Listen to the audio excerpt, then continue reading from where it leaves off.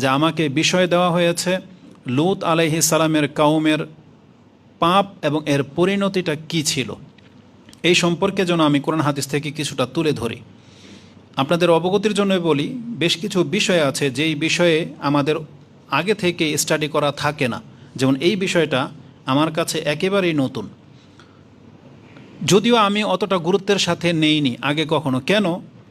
এটা এমন একটা সাবজেক্ট, এমন একটা বিষয়, আমি নিশ্চিত বলতে পারি যারা কোরআন হাদিস পড়েননি কিন্তু মুসলিম ঘরের সন্তান, মুসলিম সোসাইটিতে বসবাস করেন অথবা যারা ভিজিট করেন, ভ্রমণ করেন, তাদের প্রত্যেকের মধ্যে এই জ্ঞান আছে।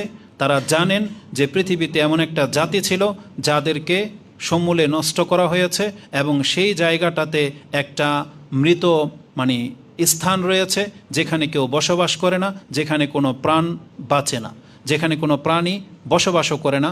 আর সেটা হচ্ছে ডেড সি হিসাবে আমরা জানি, মৃত সাগর, লোহিত সাগর অনেকে বলে, বরং এটা হচ্ছে মৃত সাগর, যেটা জর্ডান এবং ইসরায়েলের মাঝামাঝিতে আছে। এটা এমন একটা জায়গা আমাদেরকে জানানো হয়েছে যে সেটা হচ্ছে লূত আলাইহিস সালামের কওম। এই যে আমি দাবিটা করলাম যে আপনারা যারা কোরআন হাদিস পড়েন নাই, আমি আপনাদের ওয়েটনেস নিয়ে নিই, আপনারা বলেন তো দেখি লূত আলাইহিস সালামের কওম এই সম্পর্কে আপনাদের আগে থেকে জ্ঞান আছে কিনা নাই? জানেন কিনা যে লূত আলাইহিস সালামের কওম বলে একটা কওম ছিল যাদেরকে আল্লাহ ধ্বংস করে দিয়েছেন অপকর্মের কারণে? তো এটা আমরা জানি, কিন্তু যখন প্রস্তাবনা আসলো এই বিষয়ে কথা বলার, তখন কিন্তু আসলে এমনিতে জানা আর কোরআন হাদিস থেকে জানা, এই দুই জানার মধ্যে পার্থক্য আছে। তো আমার যতটুকু সম্ভব কুলিয়েছে, আমি পুরো কোরআনটাকে একবার সার্চ করে দেখেছি শুধু আজকের এই সেমিনারের জন্য। এক সপ্তাহের মধ্যে যতটা ক্ষমতায় উঠে আসছে, তাতে দেখতে পেলাম যে ঘটনাটি যদিও আমাদের সচরাচর এই যাবৎ কেউ বিস্তারিতভাবে বলে নাই, কিন্তু দেখলাম যে কোরআনে আল্লাহ সুবহানাহু ওয়া তাআলা কম পক্ষে না হয় 15টা সূরার মধ্যে শুধু এই ঘটনাটাকে বিভিন্ন শব্দে উল্লেখ করেছে। 15টা সূরার মধ্যে পাবে। তা আসুন, কি আছে, কি ঘটেছিল, আল্লাহ আমাদেরকে কি তথ্য দিয়েছেন বা কি বোঝাতে চেয়েছেন, সে জাতির অপকর্মটা আল্লাহর কাছে কতটা ঘৃণিত ছিল আর আল্লাহ সেই জাতির উপরে কতটা রাগান্বিত ছিলেন, এই সম্পর্কে আমি আমার মিজাজ অনুযায়ী আপনাদেরকে বোঝানোর চেষ্টা করব। যদিও কোরআনের আয়াত ওগুলোই যেগুলো অন্য কেউ বলবে, কিন্তু আমি যেভাবে বুঝতে পারি আমি আমার মতো করে নোট করেছি, দেখি সেটা আপনাদেরকে আমি বোঝাতে পারি কিনা। আল্লাহ সুবহানাহু ওয়া তাআলা আমাদেরকে তৌফিক দান করুন। প্রথমত, কোরআন হাদিসে যেটা আমাদেরকে জানানো হয়েছে যে লূত আলাইহিস সালাম, এটা কোরআনের একটা শব্দ, এটা একজন রাসূলের নাম। লূত আলাইহিস সালাম ছিলেন আল্লাহর রাসূলদের মধ্য থেকে একজন রাসূল। আমি এর আগে জানতাম যে তিনি একজন নবী ছিলেন, পরবর্তী দেখলাম যে না, তিনি একজন রাসূল ছিলেন। নবী আর রাসূলের মধ্যে পার্থক্য হলো রাসূলের মর্যাদা নবীদের থেকে বেশি। লূত আলাইহিস সালাম তিনি আল্লাহ সুবহানাহু ওয়া তাআলার একজন রাসূল যে ছিলেন, এই মর্মে কোরআনের দুইটা আয়াত আমি আপনার কাছে পেশ করব। একটা সূরা সাফফাত 37 নম্বর সূরাতে রয়েছে, আয়াত নাম্বার হচ্ছে 133। তাতে আল্লাহ বলেছেন, ওয়া ইন্না লূতান লামিনাল মুরসালিন, অবশ্যই লূত আলাইহিস সালাম নিঃসন্দেহে একজন রাসূলদের অন্তর্ভুক্ত ছিলেন। মিনাল মুরসালিন, যত মানুষকে রাসূল করে প্রেরণ করা হয়েছে তার মধ্যে লূত একজন। তো আল্লাহ বলেছেন, ওয়া ইন্না লূতান লামিনাল মুরসালিন, এবং লূত আলাইহিস সালামও তিনি তার জাতির কাছে এটাই পরিচয় পেশ করেছিলেন। দাওয়াত নিয়ে যখন গিয়েছিলেন তিনি তার পরিচয়টা এটাই পেশ করেছিলেন যেটা আপনি সূরা শুআরা 26 নম্বর সূরার 162 নম্বর আয়াতে পেয়ে যাবেন। যতগুলো সূরার নাম বলবো জানবেন যে ওখানে লূত আলাইহিস সালামের ঘটনা রয়েছে।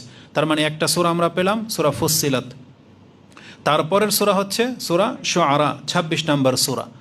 তাতে আল্লাহ সুবহানাহু ওয়া তাআলা বলেন যে লূত আলাইহিস সালাম তার জাতিকে গিয়ে বলেছিলেন যে ইন্নী লাকুম রাসূলুন আমিন, আমি তোমাদের উপরে একজন রাসূল এবং বিশ্বস্ত ব্যক্তি হয়ে প্রেরিত হয়েছি।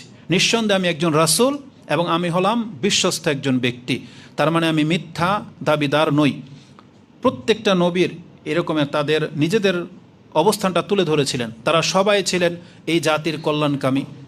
নাসিহুন আমিন, অন্যান্য রাসূলগণ বলতেন যে আমি তোমাদেরকে নসিহত করার জন্য আসছি, আমি কল্যাণকামী, আমি বিশ্বস্ত, আমি মিথ্যুক নই, এভাবে আগে নিজের পরিচয়টাকে ক্লিয়ার করতেন। তো লূত আলাইহিস সালামও তিনি তার জাতির কাছে বলেছিলেন যে আমি তোমাদের কাছে একজন বিশ্বস্ত রাসূল হিসেবে প্রেরিত হয়ে আসছি। তো এটা প্রমাণ করে যে রাসূলুল্লাহ লূত আলাইহিস সালাম আল্লাহর রাসূল ছিলেন।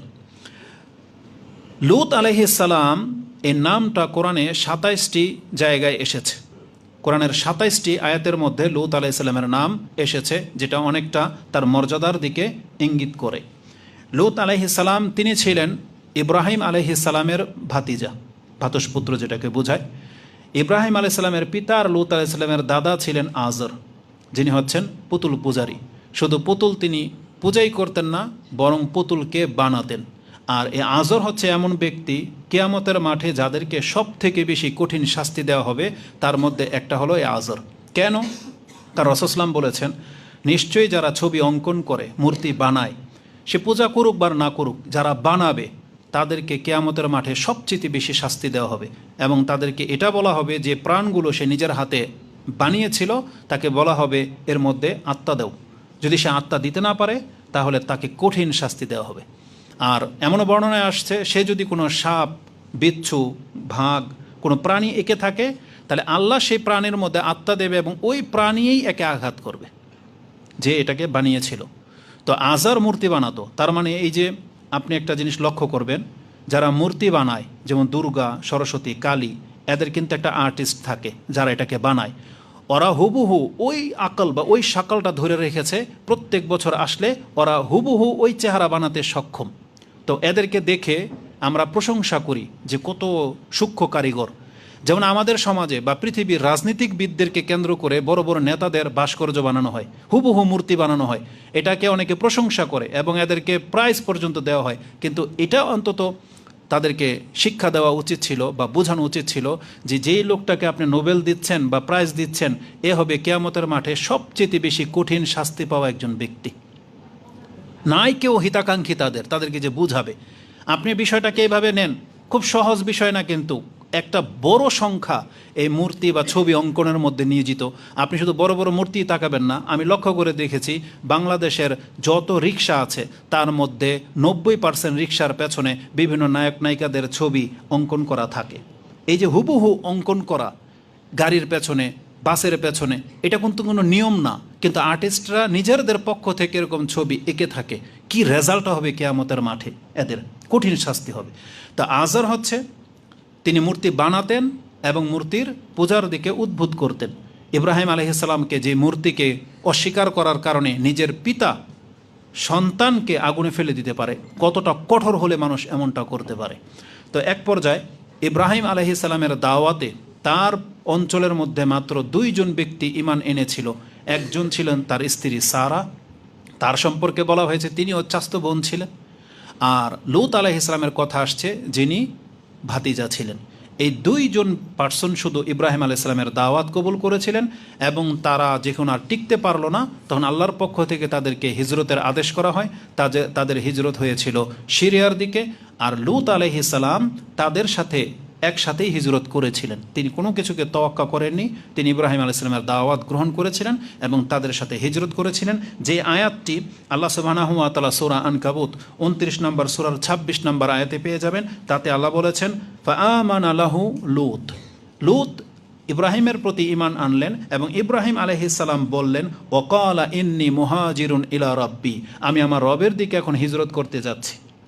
ইব্রাহিম আলাইহিস সালামের এই দাওয়াত শুনে লূত আলাইহিস সালামও তার সাথে হিজরত করেন। ইন্নাহু হুয়াল আজিজুল হাকিম, নিশ্চয় আমার রব অত্যন্ত প্রেমময়, বা আজিজ মানে অত্যন্ত আপন লোক হয়, ভালোবাসার পাত্র হয় এবং হাকিম প্রজ্ঞাময় হয়, আর আজিজ মানে পরাক্রমশালীও হয়। তো ইব্রাহিম আলাইহিস সালাম বলেছেন যে আমি আমার রবের দিকে হিজরত করলাম। লূত আলাইহিস সালামও তার সাথেই হিজরত করেছেন, যেটা এই আয়াতে প্রমাণ পাওয়া যায়। তাদের হিজরত হয়েছিল যেমনটা বলেছি সিরিয়ার দিকে। পথিমধ্যে তারা জর্ডান উপকূল হয়ে সিরিয়ার দিকে হিজরত করেছেন। সেখানে গিয়ে আল্লাহ সুবহানাহু ওয়া তাআলা এই লূত আলাইহিস সালামকে নবী এবং রাসূল হিসেবে গ্রহণ করেন। তখন তাকে সেই সিরিয়া থেকে, ইব্রাহিম আলাইহিস সালাম থেকে তাকে মাদায়েন জায়গাটার নাম ছিল, সেখানে ওই জাতির কাছে পাঠানো হয় যেই জাতির নাম হচ্ছে সুদুম বা সাদুম। একটা জাতি বসবাস করত যারা জর্ডানের নদীর কুল ঘেঁষা একটা বস্তি ছিল। সেখানে কয়েকটা বস্তি বা নগরী বসবাস করত, যেটা জর্ডান এবং সিরিয়া মানে জর্ডান এবং ফিলিস্তিনের মাঝামাঝিতে আছে। বাইতুল মুকাদ্দাসের মাঝামাঝিতে একটা নদী আছে, সেই কুল ঘেঁষা এই জাতিটা বসবাস করত। সেখানে আরও কিছু জাতি বসবাস করত। কোরআনে তাদেরকে মুতাফিকাত আও মুতাফিকাত বলা হয়েছে, তার মানে উল্টিয়ে দেওয়া বসতি। কোরআনে এই শব্দটা আসছে উল্টিয়ে দেওয়া জাতি, মানে উল্টিয়ে দেওয়া একটা ভূখণ্ড, তাদের ইতিহাস কি তোমাদের কাছে পৌঁছেছে? তার মানে আল্লাহ বোঝাতে চেয়েছেন পৃথিবীতে এমন একটা জমির টুকরা আছে যেই জায়গাটাকে আল্লাহ সুবহানাহু ওয়া তাআলা একেবারে উপর তুলে উল্টিয়ে দিয়েছিলেন। আমি এখানে এমন একটা নুকতা পেশ করব আপনার কাছে, আসলে গভীরভাবে কোরআন পড়লে বোঝা যায় মানুষের রাগ হলে মানুষ যে কি করতে পারে, আর আল্লাহ সুবহানাহু ওয়া তাআলা রাগ হয়েছে বিধায় আল্লাহ কি করেছেন এখানে একটা ইঙ্গিত আছে, যেটা এখানে বলে দিই, পরে আয়াতটা আসবে। আমি এটাকে এক্সাম্পল খুঁজেছি যে কিভাবে আপনাদেরকে আমরা বুঝাই। আমরা ছোটোবেলায় একরকম করতাম, আর এখন শিক্ষাঙ্গনে যেহেতু আছেন, আপনি একটা খাতার মধ্যে কিছু একটা লিখেছেন, তো ভুল হওয়াতে বা আপনার মন মতো না হওয়াতে সেটাকে আপনি কেটে দিলেন, কিন্তু অনেক সময় রাগ এমন হয় সেটা আপনি কেটে দিয়ে ক্ষান্ত হন না, সেই কাগজটাকে ছিঁড়ে আপনি মুচড়ে ফেলে দেন, তাই না? আল্লাহ সুবহানাহু ওয়া তাআলা কী করেছেন, লূত আলাইহিস সালামের জাতিকে শুধু শাস্তিই দেয় নাই, তাদেরকে শুধু কবর দেয় নাই, আল্লাহ জমিনটাকে পর্যন্ত কবর দিয়ে দিয়েছে, যেটা আমি কোরআন থেকে দেখাবো আপনাকে। মানে এক হলো ব্যক্তিকে কবর দেওয়া মানে কি, ব্যক্তির উপরে মাটি চাপিয়ে দেওয়া, আর যদি কবরকে কবর দেওয়া হয়, এটা কতটা রাগ হলে মানুষ এমনটা করতে পারে যে আল্লাহ জমিনটাকে, ওদেরকে তো জমিনের তলে দাফন করে দিয়েছে, আর আল্লাহ পাথর নিক্ষেপ করে সেই জমিনটাকে পর্যন্ত দাফন করে দিয়েছিলেন। এত মানে কঠিনভাবে আল্লাহ রেগে গিয়েছিলেন এই জাতির উপরে, তাহলে এদের পাপের মাত্রাটা কত হতে পারে সেটা আপনি বর্ণনাতে বুঝতে পারবেন। তা আল্লাহ সুবহানাহু ওয়া তাআলা তাদের উপাধি হিসাবে, তাদের পরিচয় হিসাবে কি শব্দ ব্যবহার করেছেন, মুতাফিকাত।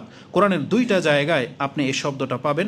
তার একটা হচ্ছে সূরা নাজম 53 নম্বর সূরার 53 নম্বর আয়াতে আল্লাহ বলেছেন, ওয়াল মুতাফিকাতা আহওয়া, তোমার কাছে কি সেই বৃত্তান্ত পৌঁছেছে যে আমি যে জমিনটাকে উল্টো করে নিক্ষেপ করেছিলাম, মানে জমিটাকে উল্টিয়ে দিয়ে আল্লাহ উপর থেকে ছুঁড়ে ফেলে দিয়েছিলেন। জিবরাইল আলাইহিস সালামের মাধ্যমে এটা ঘটানো হয়েছে, সেটা সূরা নাজমের মধ্যে আছে।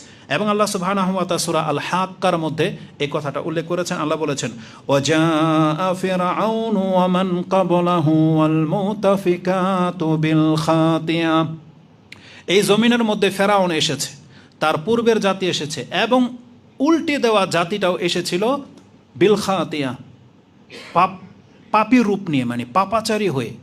আল্লাহ এদের পরিচয়টাই পেশ করেছে আর হচ্ছে পাপী জাতি। যেমন আমাদের সমাজে কিছু লোক আসলে আমরা তাদেরকে বলি একটা জঘন্য লোক, বলি কি না, এটা চরম নেশাখোর, চরম বাটপার, এমন বলি। তার মানে এটা হচ্ছে তার পরিচয়, কিছু প্রকাশ পাক বা না পাক। আল্লাহ বলেছেন ফেরাউন, তার আগের জাতি, আর এই কওমে লূত, এরা হলো পাপী, এরা পাপীর রূপ নিয়েই পৃথিবীতে আসছে, মানে জন্ম লগ্ন থেকে এরা পাপী। এদের পরিচয় আল্লাহ এইভাবে তুলে ধরেছেন। এবং আল্লাহ বলেছেন, ফা আসাউ রাসূলা রাব্বিহিম, তারা রাসূলের দাওয়াতকে বিরুদ্ধাচরণ করেছিল।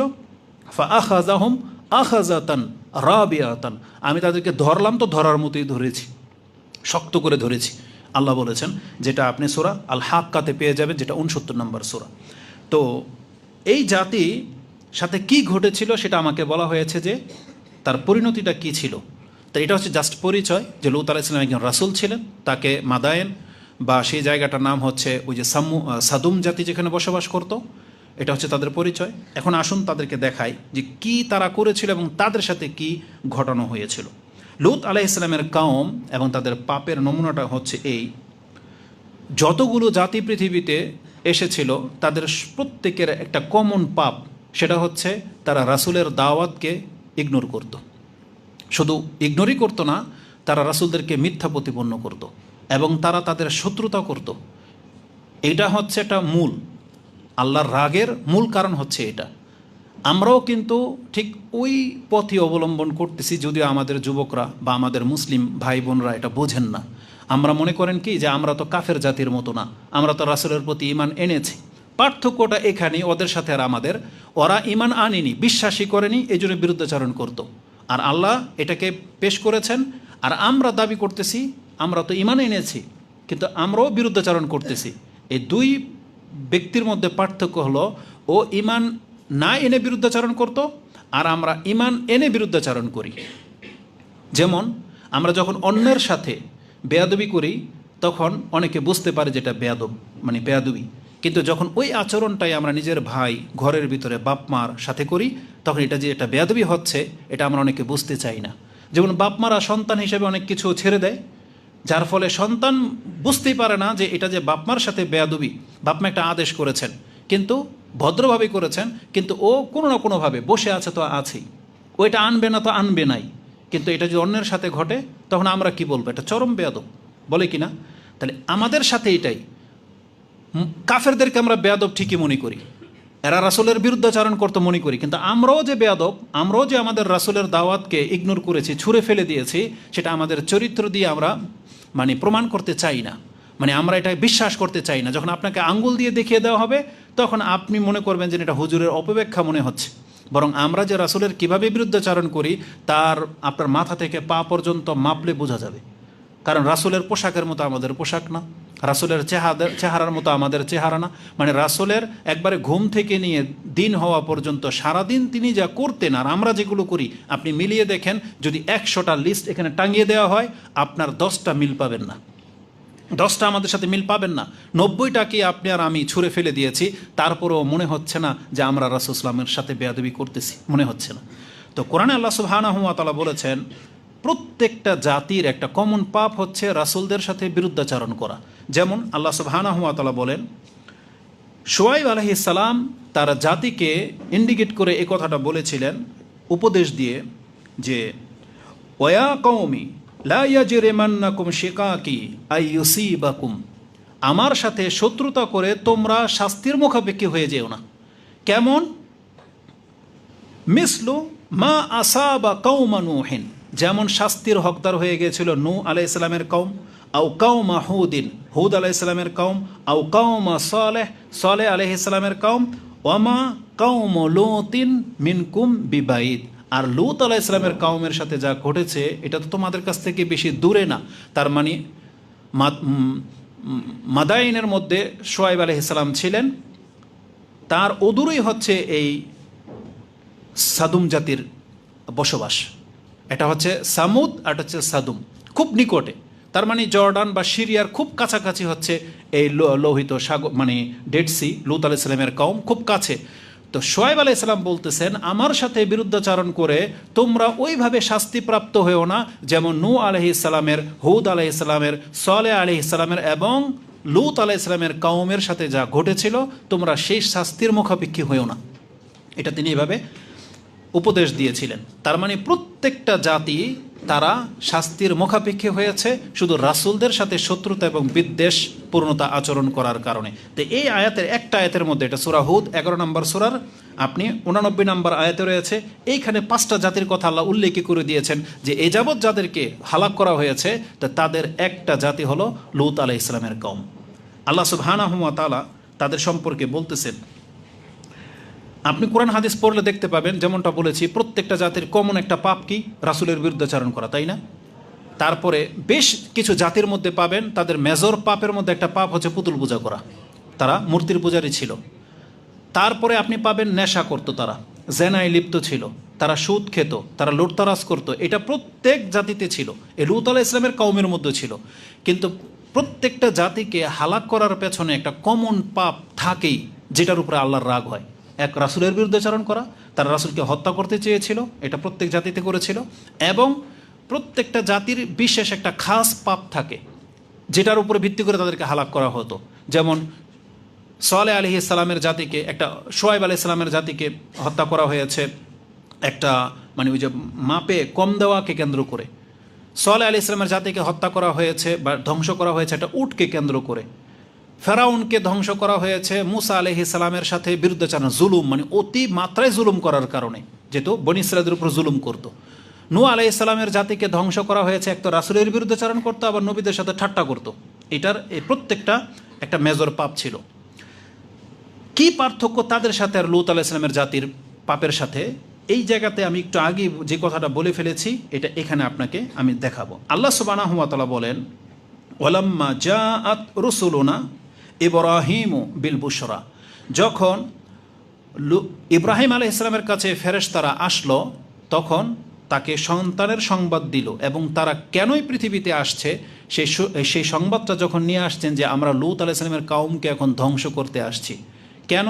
তখন আয়াতের মধ্যে 5টা জায়গার মধ্যে তাদের 5টা শব্দ এসেছে যে লূত আলাইহিস সালামের কাউমকে আল্লাহ কি কি শব্দে উল্লেখ করেছেন। তাদের একটা হলো ইন্না আহলাহা কানু যালিমিন, এই সম্প্রদায়টা হচ্ছে একটা জালেম সম্প্রদায়। প্রথম আল্লাহ তাদেরকে জালেম বলেছেন, যেটা আপনি সূরা আনকাবুতের 31 নম্বর আয়াতে পেয়ে যাবেন। অপর আয়াতে আল্লাহ সুবহানাহু ওয়া তাআলা বলেছেন বাল আনতুম কাউমুন তাজহালুন, বরং তোমরা হইলা এক নিতান্ত মূর্খ লোক। নিতান্ত মূর্খ মানে এতটা অজ্ঞ যে এর হিতাহিত জ্ঞান পর্যন্ত নাই। মানে মানুষ কখন তাকে তাজহালুন বলা হয়, যে সেই যেই কাজটা করতেছে সে এর পরিণতি জানে না বা পরিণতি সম্পর্কে সে বেখবর, এদেরকে বলা হয় তাজহালুন। সেটা এমন জাহেল ব্যক্তি যেমন এমন বাচ্চা হাই ভোল্টেজের মধ্যে হাত দিয়ে দিয়েছে, এর ক্ষতিটা কি ও তো একটু পরে টের পাবে, হাত দেওয়ার পরে না টের পাবে ও, তখন ওকে বলা হয় এতে এমন মূর্খ এই কাজ কেউ করে। যেমন আমরা আমাদের সন্তানদের সম্পর্কে, যেমন যেই সন্তানগুলো একটু ভূত শক্তিওয়ালা, আপনি একে কোনো একটা দায়িত্ব দিয়েছেন কাজ করার, ও বাজারে গেল বা কোনো একটা কিনতে দিলেন বা কোনো একটা দায়িত্ব দিলেন, ও এমন একটা কাজ করে বসে আছে যেটা বাপমাই বুঝতে পারে যে ওর ভুলটা কী ছিল। যেমন অসম্মানজনিত যদি কোনো কাজ ঘটায়, যেমন এমন একটা মেয়ের সাথেও ফেসে গেছে যে এদের তো সব কিছু গেল এবং মান সম্মান সব যাবে, এমন একটা অঘটন ঘটিয়ে ফেলেছে। কিছু আছে পজিটিভ, কিছু নেগেটিভ, দুইটাই নেগেটিভ। ধরেন একটা সন্তান প্রেম করে বিয়ে করে ফেলতে পারে, করে ফেললো, কিন্তু মানানসই একটা। আরেকটা হলো এমন মেয়েকে বিয়ে করেছে, হতে পারে হিন্দু, হতে পারে তার চাইতে আরও 20 বছরের বড়, 2-3টা বাচ্চা সহ, যেটা বাপ মা কোনোদিন মেনে নেবে না। মেনে নেবে? বলবে যে ওর মতন মূর্খ আছে নাকি কেউ। তো মানুষ যখন এমন গর্হিত কাজ করে ফেলে যেটা মেনে নেওয়া যায় না বা রেজাল্ট ও পরিণতি জানে না, তখন বলা হয় তাজহালুন, এটা হচ্ছে চরম মূর্খ। তো লূত আলাইহিস সালামের কাউম যে কাজটা করেছিল, এটা তো শাস্তি দেখলে বুঝতে পারবেন যে তাদের মূর্খামিটা কী ছিল। তৃতীয়ত আল্লাহ সুবহানাহু ওয়া তাআলা বলেছেন এরা ছিল বাল আনতুম কাউমুন আদুন, বরং এরা হলো সীমালঙ্ঘনকারী জাতি ছিল, সীমালঙ্ঘনকারী জাতি। এই আয়াতটা পাবেন আপনি সূরা শুআরা 26 নম্বরের 166 নম্বর আয়াত। তার আগেরটা ছিল সূরা নাহাল 27 নম্বর সূরার 55 নম্বর আয়াতে। এদের সম্পর্কে বলা হয়েছিল এরা হলো নোংরা জাতি, কারণ আল্লাহ সুবহানাহু ওয়া তাআলা তো সবচেয়ে উচ্চ মর্যাদার শব্দগুলো ব্যবহার করেন। আল্লাহ যদি আমাদের মতো যা খুশি তা বলে ফেলতে পারতেন, তাহলে এদেরকে যে কি ভাষায় আল্লাহ বলতেন সেটা আপনি নিজে শুধু অনুমান করে নেন। আল্লাহ এদেরকে ভদ্র পাপী শব্দগুলো ব্যবহার করেছেন, যেমন একটা হচ্ছে নোংরা। নোংরা তো এমন ব্যক্তিকে বলা হয় যেটা কোনো রুচিশীল মানুষ তাদেরকে কোনোদিন গ্রহণ করবে না, নোংরা জাতি। কি বলেছেন আল্লাহ সুবহানাহু ওয়া তাআলা? অলুতান আতাইনাহু হুকমা ওয়া ইলমা, আমি লূত আলাইহিস সালামকে হিকমা এবং ইলম দিয়েছিলাম। ওয়ানাজ্জাইনাহু মিনাল কারিয়াতিল্লাতী কানু, এমন একটা জাতি থেকে তাকে আমরা মুক্তি দিয়েছিলাম। কানাত তা'মালুল খাবাইস, তারা খাবিস কাজ করত, নোংরা কাজ করত। আর আল্লাহ বলেছেন ইন্নাহুম কানু কাওমা সাউইন ফাসিকিন, এক তো এরা বিরুদ্ধাচারণকারী ছিল এবং সবচেয়ে নিকৃষ্ট খারাপ কাজটি তারা করত, যেটা আল্লাহ সুবহানাহু ওয়া তাআলা সূরা আলে ইমরান 21 নম্বর আম্বিয়া, সূরা আম্বিয়ার 21 নম্বর সূরার 74 নম্বর আয়াতে আপনি পেয়ে যাবেন। তো এগুলো হচ্ছে ওদের পাপের গুণবাচক নাম। এদের আরেকটা উপাধি সম্পর্কে আল্লাহ সুবহানাহু ওয়া তাআলা বলেন ক্বালা ফামা খাতবুকুম আইয়ুহাল মুরসালুন, ফেরেশতাদেরকে জিজ্ঞাসা করা হয়েছিল যে তোমরা পৃথিবীতে কেন আসছো, ইব্রাহিম আলাইহিস সালাম জিজ্ঞেস করেছিল। তখন তার জবাবে তারা বলেছিল কালু ইন্না উরসিলনা ইলা কাউমিন, এক জায়গায় আছে মুফসিদিন, এক জায়গায় আছে মুজরিমিন। আমরা এসেছি ফাসাদকারী সম্প্রদায়কে ধ্বংস করার জন্য, আমরা এসেছি এই পৃথিবীতে একটা অপরাধী সম্প্রদায় আছে তাদেরকে হালাক করার জন্য। যে আয়াতটি আপনি সূরা হিজর 15 নম্বর সূরার 58 এবং আল জারিয়াত 11 নম্বর সূরার 31 নম্বর আয়াতে পেয়ে যাবেন। তো এই 5টা সূরার মধ্যে 5টা শব্দ আছে। এরা হলো মূর্খ, এরা হলো নোংরা জাতি, এরা হচ্ছে একবারে মন্দ কর্মে লিপ্ত, এরা হলো জালেম এবং এরা হচ্ছে আদুন, মানে হচ্ছে সীমালঙ্ঘনকারী জাতি। এগুলো হচ্ছে নূহ আলাইহিস সালামের লূত আলাইহিস সালামের কওমের সম্পর্কে আল্লাহ সুবহানাহু ওয়া তাআলা বলেছেন। তো এদের সব থেকে বড় পাপ যেটা ছিল সেটা হচ্ছে আজকের আলোচনার মূল বিষয়। এক তো বলেছিলাম তারা রাসূলদের বিরুদ্ধাচারণ করত। কোরআনে আল্লাহ সুবহানাহু ওয়া তাআলা এটা সব জাতির কমন পাপ বলে উল্লেখ করেছেন। যেমন আল্লাহ বলেছেন ওয়াজাআ ফিরআউনু ওয়া মান ক্বাবলাহু ওয়াল মুতাফিকাতু বিল খাতিআ, একটু আগে সে আয়াতটা আসছে যে ফেরাউন এবং তার পূর্বে এবং এই উল্টে দেওয়া জাতিটা তারা কি করত, পাপের সাথে পৃথিবীতে এসেছিল। ফা আসাউ রাসূল রব্বিহিম, তাদের প্রথম পাপ তারা তাদের রাসূলের বিরুদ্ধাচরণ করত। রাসূলরা যে দাওয়াত নিয়ে আসছিল সেই দাওয়াতটাকে তারা গ্রহণ করে নাই। আজকেও আমাদের সমাজে ভালো মানুষদের কথা যেমন অধিকাংশ মানুষরা আপনারা গ্রহণ করতেছেন না, আপনারা শুধু আপনাদের গতিতেই হাঁটেন, যেটা যে পাপ, এটা যে ক্ষতি, এটা যে আপনার জীবনকে ধ্বংস করে দিবে, এই সম্পর্ক কর্ণপাত করেন না। ঠিক একই আচরণ করেছিল, কিন্তু পার্থক্য হলো আমরা ভদ্রতার সাথে করি আর ওরা অভদ্রতার সাথে করেছিল। মানে ইমান না এনে করেছিল, আর আমরা ইমান বলি, হ্যাঁ আমরা জানি, বিশ্বাস করি, আমাদের রাসূল আসছিল, কিন্তু রাসূলের কী দাওয়াত নিয়ে আসছিল সেটা আমাদেরকে শেখানো হয় না, আর এটাকে আমরা কর্ণপাতও করি না। তো এটা ছিল এই জাতি ধ্বংস হওয়ার একটা মূল কারণ। কোরআনে আল্লাহ সুবহানাহু ওয়া তাআলা আরেক জায়গায় বলেন, কাযযাবাত কাবলাহুম কওমু নূহিন ওয়া আসহাবুর রাসসি ওয়া সামুদ ওয়া আদুন ওয়া ফিরআউন ওয়া ইখওয়ানু লূত। আল্লাহ বলেছেন, ওয়া আসহাবুল আইকাতি ওয়া কওমু তুব্বা কুল্লুন কাযযাবার রাসূলা ফাহাক্কা ওয়াইদ। আল্লাহ বলেছেন যতগুলো জাতি এসেছে তারা প্রত্যেকে এক তো রাসূলের বিরুদ্ধাচরণ করত, আবার রাসূলদেরকে মিথ্যা প্রতিপন্ন করত। রাসূল যে আল্লাহর পক্ষ থেকে এসেছে আর এগুলো যে করলে শাস্তি পেতে হবে, তারা এটা বলতো এগুলো মিথ্যা কথা, আমরা এটাকে মানি না, রাসূলদেরকে মিথ্যা প্রতিপন্ন করত। এটা ছিল প্রত্যেকটা জাতির একটা কমন পাপ। আর লূত আলাইহিস সালামের পাপ সম্পর্কে আল্লাহ সুবহানাহু ওয়া তাআলা এমন একটা শব্দ ব্যবহার করেছেন, এটা আজকে এখান থেকে নিয়ে যাবেন এবং মাথায় রাখবেন। সেটা কি জানেন? যে আল্লাহ কতটা ঘৃণার সাথে এই কথাটা বলেছেন। এটা এমন একটা পাপ, যদি আল্লাহ কোরআনে এইভাবে আমাদেরকে তথ্য না দিতেন তাহলে আমরা পৃথিবীর ইতিহাস সম্পর্কে জানতে পারতাম না। কারণ এগুলো আমাদের মতো হুজুরদের অ্যানালাইসিস করে খোঁজার বের করার সম্ভবপর ছিল না। যেমন একটা জিনিস সূরা মরিয়মে আছে, জাকারিয়া আলাইহিস সালামকে আল্লাহ বলেছিলেন যে আমি তোমাকে একটা সন্তানের সুসংবাদ দিচ্ছি, তার নাম হবে ইয়াহইয়া, লাম নাজআল লাহু মিন ক্বাবলু সামিয়া। এই ইয়াহইয়া নামটা তোমার ছেলের পূর্বে পৃথিবীর আর কারো ছিল না। তার মানে এটা কার কাছে রেকর্ড আছে? আল্লাহর কাছে। মানে আল্লাহ পুরো পৃথিবীর আদম থেকে নিয়ে জাকারিয়া আলাইহিস সালাম পর্যন্ত প্রত্যেকটা ব্যক্তির নাম আল্লাহ সুবহানাহু ওয়া তাআলার চোখের সামনে, আল্লাহর ইলমে, আল্লাহর মেমোরিতে, আল্লাহ সুবহানাহু ওয়া তাআলার রিজার্ভে আল্লাহ বলে দিয়েছেন যে এই ইয়াহইয়া নামটা কারো ছিল না। তার মানে এটা আল্লাহ আমাদেরকে জানিয়েছেন। ঠিক এরকমই একটা তথ্য আল্লাহ এই লূত আলাইহিস সালামের কওমের পাপ সম্পর্কে আল্লাহ আমাদেরকে দিচ্ছেন। আল্লাহ বলেছেন, অলূতান ইয ক্বালা লিকাওমিহি, লূত তার জাতিকে এই কথা বলেছিল, আতাতুনাল ফাহিশা, তোমরা এমন একটা নোংরা কাজ পৃথিবীতে নিয়ে আসছো, মা সাবাকাকুম বিহা মিন আহাদিন মিনাল আলামিন, পৃথিবীতে তোমরা ছাড়া আর একজন ব্যক্তিও ইতিপূর্বে এই কাজটা করে নাই। এটা কেমন একটা রেকর্ড! আল্লাহ সুবহানাহু ওয়া তাআলার মানে তার পৃথিবীর সৃষ্টি হওয়ার রেকর্ডে আল্লাহ দেখতে পাচ্ছেন লূত আলাইহিস সালামের কওম যেই পাপটা করেছিল, এই পাপটা পৃথিবীর কোনো একজন মানুষও আজ পর্যন্ত করেনি। তা লূত আলাইহিস সালাম বলতেছেন, তোমরা এমন একটা খারাপ কাজে লিপ্ত হইলা যেই কাজটা পৃথিবীর কোনো মানুষ করে নাই। আরও আশ্চর্যের ব্যাপার কি জানেন? এটা ছিল সূরা আল আরাফের আয়াত ৮০ নম্বর আয়াতে এবং আনকাবুতে ২৮, আর আপনি সেটা শুআরা ২৬ নম্বর সূরার ১৬৫ নম্বর আয়াতে পেয়ে যাবেন। তাতে আল্লাহ সুবহানাহু ওয়া তাআলা ব্যক্তির নাম বলেন নাই, বরং আল্লাহ সুবহানাহু ওয়া তাআলা বলেছেন, আতাতুনা যুকরান, তোমরা পুরুষের কাছে আসো, আতাতুনা যুকরান মিনাল আলামিন, এই পৃথিবীতে তোমরাই এমন একটা জাতি যে তোমরা ছাড়া পৃথিবীতে কোনো মানুষ তো দূরের কথা, কোনো পশু এই কাজটা করেনি। আল্লাহ তো স্রষ্টা, আল্লাহ সব কিছুকে সৃষ্টি করেছেন। তার মানে এই কাজটা কুকুরও করে না, শূকরও করে না, গরুও করে না, ঘোড়াও করে না, গাধাও করে না। যেগুলোকে আমরা রাস্তাঘাটে আর একটা পশুর উপরে চড়তে দেখি, কুকুরে, গরু দেখবেন, কুরবানির গরু নিয়ে যাচ্ছেন, আমার মনে হয় না যে এটা আমাদের মানে সেন্সে হয়তো বা আমার মেমোরিতে নাই যে কুরবানির একটা ষাঁড় গরু নিচ্ছেন, এটা আরেকটা ষাঁড় দেখলে ওর উপরে লাফ দিয়ে উঠে যাবে। এটা শাহওয়াতের সেন্সে হয় না, ওটা ওই যে গুঁতা দেওয়ার কারণে হয়। কিন্তু গাই গরু যদি ওর সামনে দিয়ে নিয়ে যাওয়া হয় তখন ওই আচরণটা করে গরু সাধারণত। কিন্তু কেউ রেকর্ড দেখাইতে পারবেন না যে ষাঁড় গরুর সাথে এই কাজটা করেছে।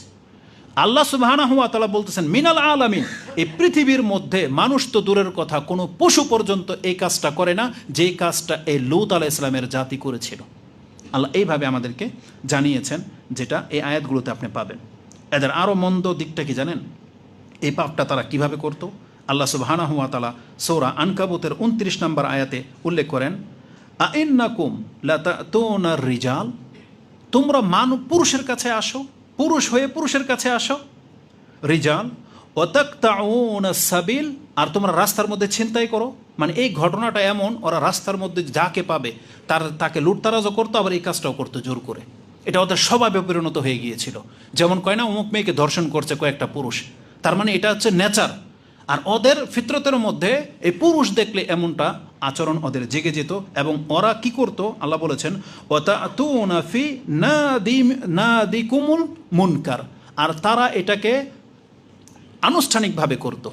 যেমন বন্ধু বান্ধবরা মিলে পার্টি করে না, যে কোনো ধরেন স্কুলের কি বলে এটাকে, আপনার যে কোনো অনুষ্ঠানে আপনাদের ছুটি হোক, আশা হোক, নতুন হোক, পুরান হোক, যখন এই অনুষ্ঠানগুলো করা হয়, তারপর আমরা আমাদের ব্যক্তিগতভাবে যে কোনো পার্টি করে অনুষ্ঠান করি, বনভোজনে যান, ওরা এই অনুষ্ঠানগুলোতে প্রকাশ্যভাবে পুরুষ এই কাজটা করত। এটা আল্লাহর কাছে এতটা বেশি খারাপ লেগেছে বা এতটা ঘৃণা আল্লাহ করেন যে আল্লাহ এইভাবে এই জন্য ওদেরকে ধরেছেন যে কিছু পাপ আছে তো মানুষ গোপনে করে, আর কিছু পাপ আসে যখন মানুষ প্রকাশ্যে করে, তখন কিন্তু পাপের মাত্রাটা কিন্তু আর একরকম থাকে না। বরং আমাদের ধর্মকে, ইসলাম কি শিখিয়েছে, যদি কোনো ব্যক্তি, রাসূল বলছেন আমার উম্মতের প্রত্যেকটা ব্যক্তি ক্ষমা পেয়ে যাবে, ইন্না লিকুল্লি উম্মাতিন মুআফা, আমার উম্মতের প্রত্যেকটা ব্যক্তি ক্ষমা পেয়ে যাবে ইল্লাল মুজাহিরুন, তবে প্রকাশকারীরা ছাড়া। কি প্রকাশকারীরা?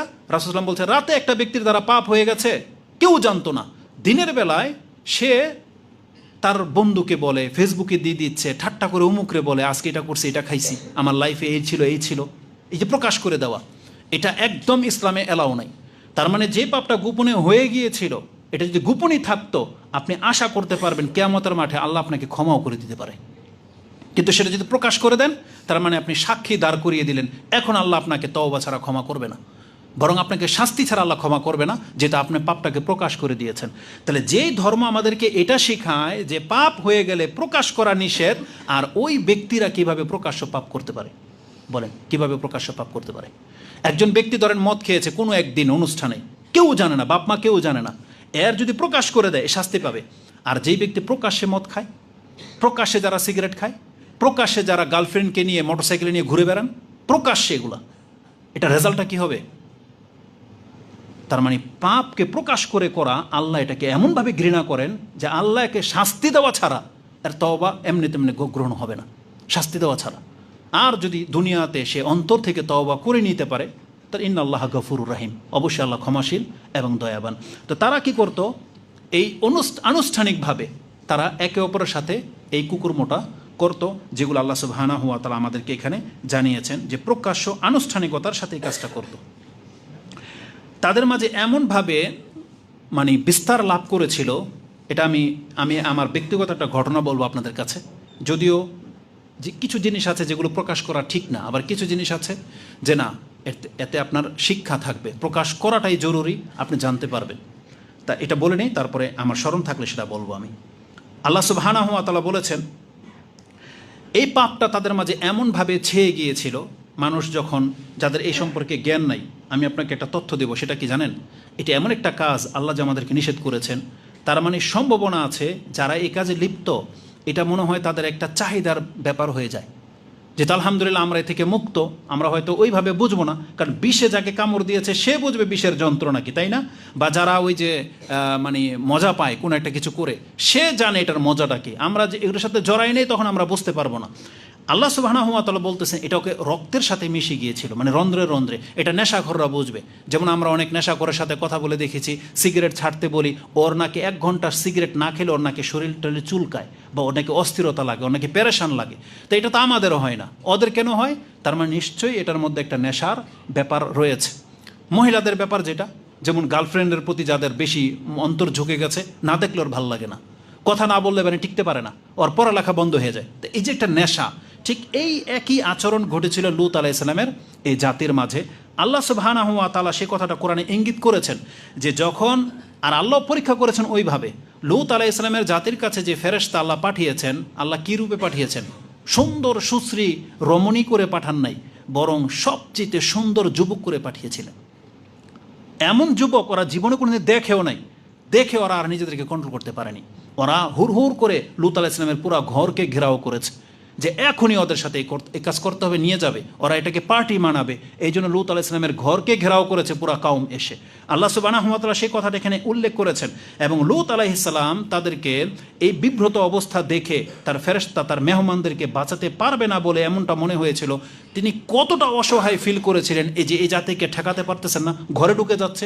লূত আলাইহিস সালামের কথাটা আল্লাহ কোরআনে এইভাবে নকল করেছেন, ফাআতাও ফাত্তাকুল্লাহ, নূহ আলাইহিস সালাম বলেছেন ফাত্তাকুল্লাহ ওয়ালা তুহজুনি ফি দাইফি, দেখো তোমরা আল্লাহকে ভয় করো আর আমার মেহমানকে কেন্দ্র করে আমাকে তোমরা লাঞ্ছিত করো না, এ কথা বলেছিল।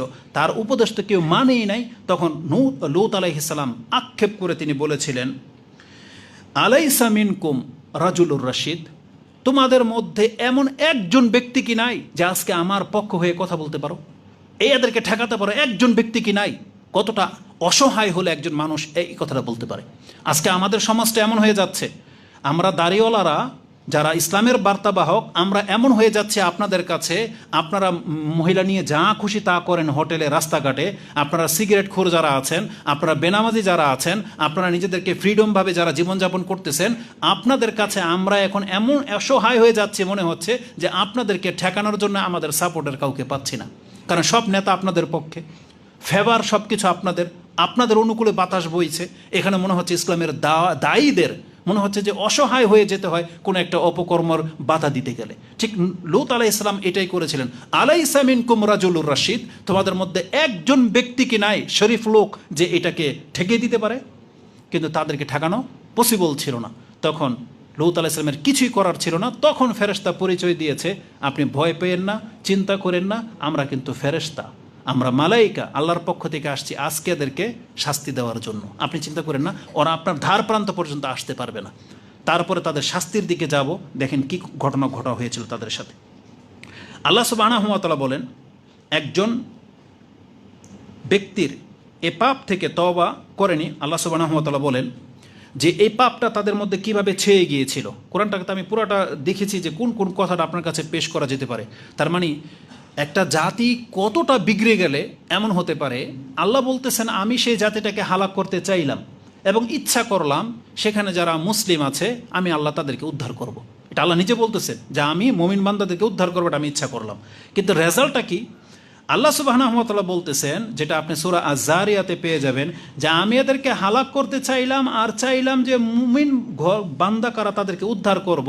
কিন্তু সেখানে গিয়ে দেখি, মানে ফেরেশতারা গিয়ে দেখে সেখানে একটা ঘর মাত্র এই অপকর্ম থেকে মুক্ত, আর একজন ব্যক্তিও এই অপকর্ম থেকে মুক্ত ছিল না। কোরআন আল্লাহ বলেছেন, ফামা ওয়াজাদনা ফিহা গায়রা বাইতিম মিনাল মুসলিমিন, আমি শুধু একটা ঘরকে পেলাম যারা এই পাপ কাজ থেকে বেঁচেছিল। আর সেই ঘরটা কার? এই শুধুমাত্র লূত আলাইহিস সালাম। তাও তিনি এবং তার 2 বা 3 মেয়ে, আর কেউ ছিল না সেই ঘরে। আর তার স্ত্রীও সেই পাপ থেকে মুক্ত ছিল। কিন্তু তার স্ত্রীকে কেন শাস্তি দেওয়া হয়েছে সেটা আল্লাহ সুবহানাহু ওয়া তাআলা বহুবার ইঙ্গিত করেছেন প্রত্যেকটা আয়াতের মধ্যে, যে তার স্ত্রীরা ছিল ওই ওদের দলের, মানে যারা এই নোংরা কাজ করত ওদেরকে এর স্ত্রী কি করতো, মানে ঘৃণা করতো না। এটা যেটা পাপ, লূত আলাইহিস সালামের স্ত্রী এটাকে অপরাধ মনে করতো না। মানে তাদের সমাজে মিশে গিয়ে এটাকে তারা সহজভাবে নিয়েছে। যেমন আজকে আমাদের সমাজে যেটাকে প্রতিষ্ঠিত করতে চাওয়া হচ্ছে, আমাদের টিচাররা, শিক্ষক শিক্ষিকারা ছাত্রদের এগুলোকে অপকর্ম মনে করে না। কারণ তারা এই পরিবেশে থাকতে থাকতে এখন তাদের নাকি সয়ে গেছে, এগুলো তাদেরকে এখন এগুলো নেচার মনে হয়। যেমন আমাদের অবস্থা হয়েছে। বহুদিন আগে একটা কথা বলেছিলাম যে আমরা তো ছোট কাল থেকে মহিলাদেরকে উলঙ্গ দেখে অভ্যস্ত। আমাদের সমাজ চারু ব্যবস্থা, আপনি ছাদে উঠবেন, পাশের বাড়ি দেখবেন সব উলঙ্গ, এই করতেছে সেই করতেছে। রাস্তাঘাটে যখন তখন মহিলাদের সব অঙ্গ আমাদের জানা আছে। কিন্তু যেই সব পোলাপানগুলো ভদ্র ফ্যামিলিতে ভদ্র পরিবেশে বড় হয়, যারা নেট সম্পর্কে জানে না, তাদের, আমি শেখ মতিউর মাদানী হাফেজউল্লাহর বাসায় প্রায় যেতাম। ছোট ছোট বাচ্চাগুলো ছিল, আয়েশা ফাতেমা তখন জমজ টুইন বেবি, তখন ওদের বয়স 6 থেকে 7, দুষ্টমি করতো, আসতো। একদিন ওদের টেবিলের মধ্যে একটা ম্যাগাজিন ইন্ডিয়া থেকে হয়তো আসছে বা কিছু, একটা নায়িকার ছবি, যতটুকু আমার মনে আছে, আজ থেকে 20 বছর হয়ে গেল। তো বলতেছে, আঙ্কেল দেখেন কত নোংরা, কি মনে করেন? আমি শুধু ওর দিকে তাকিয়ে আছি, আর ভাষাটা খালি শুনে, তখন আমার বয়সী বা কত 20, যেটা আমি 17 বছরে গিয়েছিলাম সৌদি আরবে, 20 হবে, আমি ওর শুধু মুখের দিকে তাকিয়ে এটা ফিল করেছি যে ওদের ফিতরত আমাদের ফিতরতের মধ্যে কতটুকু পার্থক্য। আমাদের ফিতরতের মধ্যে এটা নেচার মনে হয়, আরে ওটা তো একটা গেঞ্জি পরা ছিল, টি শার্ট, চুলগুলো শুধু খোলা ছিল, এই জন্যই বলতেছে যে আঙ্কেল কত নোংরা। আর আমাদের কাছে একটা টি শার্ট পরা গেঞ্জি, টি শার্ট না কি বলে এটাকে, সেন্ডু গেঞ্জি না, ওই যে সিডিউস বেরিয়ে যায় বলে না ওরা, এগুলো বের হয়ে থাকলে আমাদের কাছে নেচার মনে হয়, আমাদের মনে হয় এটা ফিটিং, মানে ড্রেসটা খুব ফিটিং মনে হয়। কেন? কারণ আমরা এগুলো দেখে দেখে অভ্যস্ত হয়ে গেছি, মানে আমাদের ফিতরতটা এমনভাবে নষ্ট হয়ে গেছে, এগুলো যে নোংরামি, এগুলো যে পাপ, আমাদের এটা অনুভব হয় না, কিন্তু ওদের অনুভব হয়েছে, কারণ ওরা জীবনে কোনদিন এই পরিবেশটা দেখে নাই। তা আমাদের টিচার, শিক্ষক সমাজ, আমাদের নেতা নেত্রীরা, তারা এই পরিবেশ থেকে বড় হয়েছে, তো তা এই ধরনের কথা যখন কোনো হুজুরের মুখে শোনে, তখন মনে করে যে হুজুর মনে বাড়াবাড়ি করে, হুজুর মনে এই যুগের লোক না, হুজুর মনে মঙ্গল গ্রহ থেকে নেমে আসছে। বুঝেন? এটা হচ্ছে নেচার, এটি নিয়ম। আপনি পাপের জগতে আছেন বিদায় আপনার কাছে এটাকে কি মনে হয় না, পাপ মনে হয় না। আপনি উদাহরণটা নিয়ে নেন, ওই ময়লার, সিটি কর্পোরেশনের ময়লার গাড়ির সাথে যারা থাকে না, তাদের সাথে নিয়ে নেন। আপনি সেখান দিয়ে যেতে পারেন না, নাক দোক বন্ধ হয়ে যায় আপনার, কিন্তু 2-3 জন লোক তখন লটকে আছে না, ড্রাম থেকে ময়লা উঠাচ্ছে নামাচ্ছে, ওদের কি গন্ধ লাগে? লাগে না, কারণ ওদের এটা অভ্যাস হয়ে গেছে, ওদের এটা ফিতরতের সাথে, নিঃশ্বাসের সাথে মিশে গেছে। আমাদের চরিত্র হয়ে গেছে এমন। একটা সময় আমি লক্ষ্য করে দেখেছি, যুবক বয়সে আমিও গান শুনতাম, যখন আমাদের সমাজটাইতে এমন, তখন সেটাকে পাপ মনে হতো না। কিন্তু এখন আমার মতন ব্যক্তি, আমি গান শুনতেছি আর আপনার পাশ দিয়ে যাব, এটাকে আমার আমার আমার সম্ভব? এটা আমার পক্ষে সম্ভব না। কেন? কারণ এই জগৎ থেকে আমি উঠে আসছি, এখন এই জগতের সাথে আমি যেতে পারবো না। এখন আমার কাছে সেই গানের শব্দটা আসলে এখন শরীরের লোম দাঁড়িয়ে যায়, কষ্ট হয়, মনে হচ্ছে কত বড় পাপ, মনে হচ্ছে যে হয়ে যাচ্ছে কত বড় পাপ। কিন্তু এর চাইতে অনেক বড় পাপে আমরা জড়িত, কিন্তু অভ্যাস যার সাথে, ওটাকে আপনার বড় পাপ মনে হয় না। আর আমরা যে পাপগুলোকে ঘৃণা করি, দেখবেন সেই পাপটা আপনার কাছে বড় পাপ মনে হবে।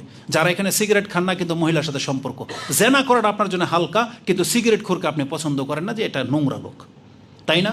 যারা সুদ খান না, সুদখোরকে আপনি অনেক বড় পাপী মনে করেন, কিন্তু যারা বেনামাজি, নামাজ পড়েন না, তারা কি নামাজ না পড়াটাকে পাপ মনে করেন? পাপ মনে করেন না, কারণ এটা আপনার জন্য সহজ। আর যেই ভালো কাজটা আপনার আছে, যেটা অন্যের নাই, তখন আপনার কাছে মনে হয় হ্যাঁ এই লোকটা অনেক বড় পাপী, অথচ অত বড় পাপ না সেটা। তো ফিতরত যখন মানুষের চেঞ্জ হয়ে যায়, তখন অনেক কিছুই আছে ইসলামের আপনার কাছে বর্বরতা মনে হবে, আপনার কাছে বাড়াবাড়ি মনে হবে, কিন্তু এটাই বাস্তবতা যেটা আমরা হারিয়ে ফেলেছি। আমরা শুধু মুসলিম বাস, কিন্তু আমরা হারিয়ে ফেলেছি সেই ঐতিহ্যটা। অথচ একজন সাহাবী, সে শুধু একটা মহিলাকে উলঙ্গ অবস্থায় দেখেছিল, সে রাসূলুল্লাহ সাল্লাল্লাহু আলাইহি ওয়াসাল্লামের সামনে আসেনি তার মৃত্যু পর্যন্ত। ঘটনাটা কি ঘটেছে জানেন? একটা যুবক সাহাবী, সে পাহাড়ে লুকিয়েছিল, যে আমার দ্বারা এটা কি পাপ হয়ে গেল, একটা মহিলাকে আমি দেখে ফেলেছি উলঙ্গ অবস্থায়। সে পাহাড়ে গিয়ে অবস্থান করেছে, আবু বকর, ওমর রাদিয়াল্লাহু তাআলা, 2 জনকে পাঠানো হয়েছে, একে খুঁজে নিয়ে আসো। একটা যুবক সাহাবী ছিল, নামটা আমার মনে পড়তেছে না, তাকে নিয়ে আসা হয়েছে। তখন যখন রাসূলুল্লাহ সাল্লাল্লাহু আলাইহি ওয়াসাল্লামের সামনে জোর করে বসানো হয়েছে, সে মাথা তুলতে পারতেছে না কান্নায়, তার এত বড় পাপ হয়ে গেছে, আর আমি রাসূলের সাহাবী। তখন রাসূল সাল্লাল্লাহু আলাইহি ওয়াসাল্লাম তাকে ধরে তার রানের মধ্যে মাথাটাকে শুয়ে একটু আদর করেছেন, যে কি হয়েছে, এমন কি ব্যাপার। তখন সেখানে একটা চিৎকার দিয়েছিল, ওখানেই তার প্রাণ বেরিয়ে যায়। তাহলে তারা এটাকে পাপ মনে করতো, কিন্তু আমাদের লাইফে এমন কিছু হয়ে যাচ্ছে যেটা আমরা আপনাদেরকে বুঝাইতে পারি না, যে কতটা নোংরা লাগে যখন দেখি রিকশার মধ্যে একটা ওপেন একটা মহিলার গায়ে হাত দিয়ে আপনি মজা করতে করতে যাচ্ছেন। ধরে নিলাম আপনার স্ত্রী, আমরা নেগেটিভ নিলাম না, কিন্তু এটা যে কত নোংরা আচরণ, এটা আপনি ওই ফিতরত থেকে উঠে আসেন, আপনার কাছে নোংরা মনে হবে। একটা সময় আমাদের আঙ্কেলরা, আমাদের পিতামাতারা আমাদেরকে বুঝাইতো, হাফ প্যান্ট পরাই, গান বাজনা শুনে কিন্তু খারাপ কাজ, তারা রেগে যেত, আমরা বুঝতাম না যে কেন রাগে, কিন্তু এখন মনে হয় যে তারা কেন রাগতো। আমাদের টিচাররা কেন রাগে না আপনাদের উপরে? কারণ তারা এটা অভ্যস্ত হয়ে গেছে। তারা এমন একটা জগৎ নিয়ে আপনাদেরকে পাড়ি দিচ্ছে, যেই জগতের কুল কিনারা নাই, আপনারা শেষ সীমানায় পৌঁছতে পারবেন না যদি তাদের পথ না ছাড়েন। বরং কোরআনে আল্লাহ সুবহানাহু ওয়া তাআলা বলেছেন সূরা আহজাবে, ইয়া লাইতানি, আমাদের দুর্ভোগ, মা আর রাসূল সাবিলা। কোরআনের আয়াতটা পুরো অংশটা আপনি দেখে নেবেন। তারা বলবে সেই দিন, হায় আমাদের আফসোস যদি আমরা রাসূলের পথ ধরে নিতাম, এদের পথ না ধরতাম। এটা বলবেন একটা সময়। এই শিক্ষা ব্যবস্থা আপনাদেরকে এতটা নিচে নামিয়ে দিচ্ছে, যেটা ইসলামের থেকে, ইসলামের বিধিবিধান থেকে আপনারা অনেক দূরে সরে যাচ্ছেন, কিন্তু এটা আপনাদের অনুভব হচ্ছে না। কিন্তু এই মজা লাগাটা আসলে মজা লাগা নয়, এটার একটা শেষ পরিণতি কিন্তু আছে। আমরা সতর্ক করব আপনাদের কাছে। তো আল্লাহ সুবহানাহু ওয়া তাআলা বলতেছেন, লূত আলাইহিস সালাম বলেছিল যে তাদের মধ্যে এমন একটা ঘরও বাকি ছিল না, সবাই তখন পাপী, এই পাপে লিপ্ত ছিল। কেন এই কথাটা আমি জোর দিয়ে বললাম জানেন? আজকে সিগারেট খোরদের সংখ্যা বেড়েই চলেছে, আমাদের সংখ্যা কমে যাচ্ছে। আমরা যে কতটা অসহায় ফিল করি এটা এখান থেকে আপনাকে বোঝাতে চেয়েছি। বেপর্দা মহিলাদের সংখ্যা এত বেশি বেড়ে গেছে, পর্দাসীন মহিলারা এই সমস্ত সমাজে টিকার জন্য তাদের যে কত কষ্ট হয়, কত ব্যাগ পোহাইতে হয়, এটা তারা বুঝতে পারবে। যেই সমাজের আপনি পর্দার গুরুত্ব বোঝেন না, আপনার স্ত্রী যদি পর্দার গুরুত্ব বোঝে, আপনি চাচ্ছেন আপনার ভাই ভাসুর সব মিলে একসাথে ফ্যামিলি নিয়ে থাকবেন, কিন্তু আপনার স্ত্রী যদি পর্দা করতে চায়, সে বুঝবে যে এটার ভয়াবহতাটা কত। এই জন্য আপনাকে গায়রতলা পুরুষ হতে হবে, গায়রতলা পুরুষ। আপনি ইসলাম পুরোপুরি মানেন না, কিন্তু আপনার মধ্যে গায়রত থাকতে হবে যে আমি আমার স্ত্রীকে ইসলাম পালন করতে সাহায্য করব, সহযোগিতা করব। আমি দেখেছি কিছু ভাইকে, ওর দাড়ি নাই মুছ নাই, কিন্তু ওর ওয়াইফটা পর্দা করে সাথে যাচ্ছে। এটা প্রশংসনীয় কি না? প্রশংসনীয়। কারণ বেহায়া হইয়েন না, বেহায়া, আমি এটা ইসলাম একদম পছন্দ করে না। আল্লাহ কিন্তু চরমভাবে রেগে যায় যখন মানুষ বেহায়াতাটাকে বেশি প্রাধান্য দেয়। তো লূত আলাইহিস সালাম আক্ষেপ করে তিনি বলেছিলেন যে আলাইসা মিনকুম রাজুলুর রাশিদ, তোমাদের মধ্যে এমন কোনো সভ্য ব্যক্তি নাই যেগুলোকে ঠেকাই দিতে পারে। তা আমরা চাচ্ছি আমাদের মধ্যে হাজারো সভ্য সন্তান জন্ম হবে যারা এই বেহাইমানিটাকে ঠেকিয়ে দিবে ইনশাআল্লাহ। এই জন্যই তো আমাদের সেমিনার, এই জন্য তো কোরআন হাদিসের এই কথাগুলো আমাদেরকে মানতে হবে। আমরা এটাকে কোনোভাবে প্রশ্রয় দেব না, বাংলার জমিনে অন্তত রক্ত থাকতে না, এটা হইতে হবে আপনাদেরকে। না হলে এটা যে কত বড় মারাত্মক ফিতনা আমি আপনাকে বলবো। আচ্ছা, ওই কথাটা ভুলে যাওয়ার আগে এখন বলিনি আমাদের সাথে যেটা ঘটেছে। আমি সৌদি আরবে না গেলে বুঝতাম না যে বাঙালিদের মধ্যে এই চরিত্রের লোক আছে, এটা আমি জানতাম না। এমনি শুধু শুনতাম যে মাদ্রাসার মধ্যে বলাৎকার হয়, মাদ্রাসার শিক্ষকরা এই ছোট ছোট বাচ্চাদের ছেলেদের সাথে এটা করে, জোর করে করে। এই বাচ্চার তো এই অভ্যাস নাই, আছে? ফাঁস কখন হয়? যখন এই বাচ্চা একটা ঘটনা ঘটে যায়, বাপমার কাছে বলে যে আমার সাথে জোর করে এটা করা হয়েছে, বা মেডিকেল কোনো রকমের স্পট পড়ে যায়, তখন গিয়ে ধরা পড়ে যে হুজুর এটা করেছে। এরকম ঘটনা বহু ঘটে। দুঃখজনক হলেও সত্য, যারা সবসময় যে সাবজেক্টটা পড়ায়, যাদের সাবজেক্টই কোরআন, এই হুজুররা এই কাজে কেন জড়িত? এটা একটা আশ্চর্যের বিষয় না? স্কুল কলেজের কোনো টিচারও যদি এই কাজে জড়িত হতো, এটা মেনে নেওয়ার মতো ছিল। মানে কি, আপনি সান্ত্বনা দিতে পারতেন যেহেতু এদের শিক্ষা নাই, মূর্খ, এরা তো কোরআন হাদিস কোনোদিন পড়ে নাই, এই জন্য এরা এই পাপে জড়িত হতে পারে। কিন্তু যখন মাদ্রাসার শিক্ষক এটা করতে পারে, তার মানে আপনাকে বুঝতে হবে যে শয়তান এমন একটা সৃষ্টি, শয়তান মানুষের অন্তরের মধ্যে ওয়াসওয়াসা তৈরি করে দেয়, কৌতূহল তৈরি করে দেয়। আপনি দেখবেন যে এই যে হস্তমৈথুন যে বিষয়টা, কোনো মসজিদে খুতবায় শুনেছেন, কোনো ওয়াজ মাহফিলে প্রকাশ্যে শুনেছেন? এই সাবজেক্ট নিয়ে কেন কথা বলা হয় না? কারণ ইসলামের নীতি হলো যে জিনিস যেটা কেউ জানে না তাকে সেটা বলতে হবে না, তাহলে ওর মধ্যে কৌতূহল তৈরি হয়ে যাবে। যে বাচ্চা জানেই না হস্তমৈথুন কী, কীভাবে বীর্য আউট করতে হয়, ওকে যদি আপনি দেখান বা শিখান না, ওর মধ্যে কৌতূহল জেগে যাবে, আচ্ছা আমি ট্রাই করে দেখি তো কী বিষয়টা। এই জন্য কিন্তু এগুলো খোলামেলা আলোচনা করা হয় না, এটি ইসলামের আদব। আল্লাহ সুবহানাহু ওয়া তাআলা যদিও কোরআনের মধ্যে প্রায় 10 থেকে 12টা সূরার মধ্যে এই ঘটনাটাকে এনেছেন, কিন্তু খুব সাবলীলভাবে, মানে আপনি এমনি পড়লে বুঝতে পারবেন না ব্যাখ্যা না জানলে, যে এটা এটা কত নোংরা পাপ ছিল। আল্লাহ সেই শব্দগুলি উল্লেখ করে নেই। তো মানুষ যাতে সেই কাজটা করতে না পারে এই জন্য বেশি প্রচার প্রসার করা হয় না। কিন্তু হুজুরা তো জানে, হুজুরা তো এই আয়াতগুলো পড়ছে এবং জানে যে এটার মধ্যে একটা চাহিদা জেগে যায়, সম্ভাবনা আছে যে এই কৌতূহলবশত তারা এই পাপের মধ্যে জড়িয়েছে। তা আমরা শুধু জানতাম যে মাদ্রাসায় এই ঘটনা ঘটে, কিন্তু আপনাকে বলে দিই, জেনে নেন, এই রকম চরিত্রের লোক প্রত্যেক সমাজে আছে। আমি ছোটোবেলা থেকে দেখে আসছি একটা জিনিস, আমি ব্যক্তিকে চিনি, আমাদের সমাজের একটা, সে এরকম একটা যুবকের সাথে এটা করেছিল। তখন তো আমি ছোট, বুঝতাম না, আমরা ভাবতাম এটা খেলতাম সে মনে হয়। কিন্তু এই চরিত্রের লোক যে প্রত্যেক সমাজে আছে, আর এদের চরিত্র আপনার এমন, যারা এই রোগে রোগী হয়ে গেছে, সে আপনার সাথে অত্যন্ত নরম ভাষায় কথা বলবে। সৌদি আরবের ঘটনা বলতেছি। সৌদি আরবে যাওয়ার পরে আমি প্রথমে একটা জব নিয়েছিলাম, যখন ছিল না, আফগানি একটা হোটেলে, যখন দেখতে শুনতে আরও সুন্দর ছিলাম, চামড়া আরও সুন্দর ছিল, অল্প বয়সের ছিলাম, তখন ওই হোটেলের, কারণ ওই ধরনের ব্যক্তি ছাড়া নেয় না, মানে এটা রেস্টুরেন্টে, তো যেখানে পাক করা হয় সেখানে আমি গিয়ে দাঁড়িয়েছিলাম দেখার জন্য। প্রথম দিন ছিল, পেছন দিক থেকে তখন এক আফগানি আমাকে জড়িয়ে ধরেছিল পেছন দিক থেকে। আপনি জানেন সেই দিন আমার মাথার উপর মনে আকাশ ভেঙে পড়ছে, কারণ আমরা বাঙালিরা কোনো দিন জানি না মানুষ এই চরিত্রের হয়। তখন আমাকে যে বাঙালি নিয়ে গিয়েছিল, তিনি আমাকে বলছেন তুমি মোষ রেখে দাও। তখন আমি ইসলামের দাওয়াত পাইনি, একবারে অল্প বয়সে ছিলাম। তখন আমাকে বলা হয়েছিল তুমি মোষটা রেখে দাও, কারণ এরা এই দেশে মোষ থাকলে তখন ওরা এটাকে পুরুষ মনে করে, আর মোষ না থাকলে মহিলাদের মতো দেখতে হয়, এই জন্য এই চরিত্রের লোক যারা এরা আকৃষ্ট হয়। তখন এটা আমি বুঝতে পেরেছিলাম, তখন থেকে আমি মোষ রেখে দিই। কিন্তু আমার কাছে দুঃখ লেগেছিল কোনটা জানেন? যেই আফগানিস্তানের লোককে আপনি ইসলামিক রাষ্ট্র মনে করেন, যাদের সব পুরুষই দাড়িওয়ালা, যেই পাকিস্তানের লোকদেরকে আমরা কি মনে করি? পাকিস্তানের লোক, তাই না? আমাদের মুসলিম ভাই। কিন্তু আমি দেখেছি আমাদের বাঙালিদের চাইতেও বেশি নিকৃষ্ট চরিত্রের লোক হচ্ছে পাকিস্তানি আফগানিদের মধ্যে আছে। এটা আমি বলতে বাধ্য হলাম, কারণ তাদেরকে আমরা দেখেছি। আর মেজর লোক তারা এই পাপে জড়িত। সৌদি আরবের মতো জায়গায় ধরতে পারলে কল্লা উড়িয়ে দেওয়া হবে, কিন্তু দেখেন এই মৃত্যুর ভয়টা পর্যন্ত ওদের থাকে না যখন এই পাপের কেউ জড়িয়ে যায়। ঘটনার প্রেক্ষিতে আমি আপনাকে বলি, তখনও বললাম যে আমার দাড়ি হয়নি। আমি যেই কোম্পানিতে জব, ওই জায়গা থেকে চলে আসছি, ওর পরে দিয়ে আমার একদিনও টিকিতে পারেনি। ওই দিনে আমি রাত্রে থাকিনি, আমার মধ্যে ভয় ঢুকে গেছে। দ্বিতীয় দিন আরেকটা ঘটনা ঘটেছে। এক পাকিস্তানি লেমোজিন ড্রাইভার, সে আমাকে ভাই বলে একটা সাম্মাম এনেছে, আদর করে দিয়েছে।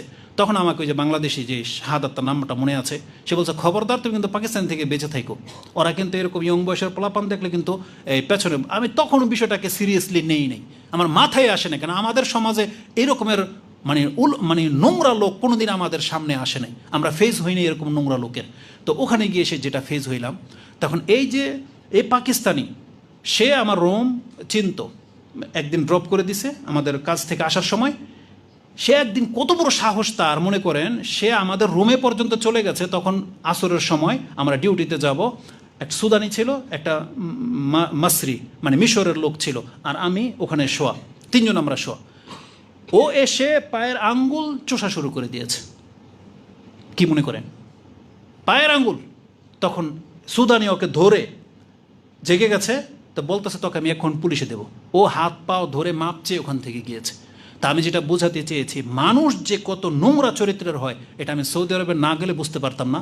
আর এই চরিত্রের লোক যারা লেমোজিন ড্রাইভার আছে, কিছু কিছু আছে আমাদের বাংলাদেশের, আমি দু একজনকে এরকম পেয়েছি, যেটা আসলে এটা মুসলিম হিসেবে মানতে কষ্ট হচ্ছে যে একজন দাড়িওয়ালা লোক এমন এমন শিক্ষায় বা সৌদি আরবের মতো জায়গায় তারা এই কাজে জড়িত। তখন মানুষের হিতাহিত জ্ঞান থাকে না যে আমাকে ধরতে পারলে কল্লা উড়িয়ে দিবে না, কি করা হবে। এই জন্য আপনাদেরকে আমি সাবধান করে দিচ্ছি, যুবক বিশেষ করে যারা আপনাদের সন্তানরা আছে, সেটা মেয়ে হোক বা ছেলে হোক, ওদেরকে অতিরিক্ত যদি কোনো আদর কোনো টিচার করে, নোংরাভাবে স্পর্শ করে, আপনাদেরকে বুঝাইতে হবে, শেখাইতে হবে, তাকে যেন একলা কোনো টিচার ডাকলে সে যেন না যায়, এটা আমাদেরকে বুঝাইতে হবে। এবং এদেরকে পেলে, বাংলাদেশের মুসলিমদের তো আসলে রক্ত নাই, মুসলমানদের রক্ত নাই, নাহলে যেই হুজুর এটা করেছিল ওদেরকে তো মানে দুই একটা খালি পিটানো হয়, জায়গাতে ওকে পাথর মেরে হত্যা করে দেওয়ার বিধান আছে ইসলামে, জায়গাতেই। যদি আমাদের রাষ্ট্র এই ব্যবস্থা না করে না, আমাদের মুসলমানদেরকে করা উচিত ছিল, একবারে ঐক্যবদ্ধভাবে এটা হওয়া উচিত ছিল। তাহলে বাংলাদেশের যে ট্রান্সজেন্ডার বলেন আর যাই বলেন না কেন, এই রোগের রুগী কোনোদিন মাথা চারা দিয়ে দাঁড়াইতে পারতো না। অন্তত দাঁড়াতে পারার ক্ষমতা বাংলাদেশে ওদের চিন্তা তো আসতো না, যদি দুই একটাকে যদি হত্যা করে দেওয়া হতো। এটা হওয়া উচিত ছিল, আর এটা করতে হবে আপনাদেরকে।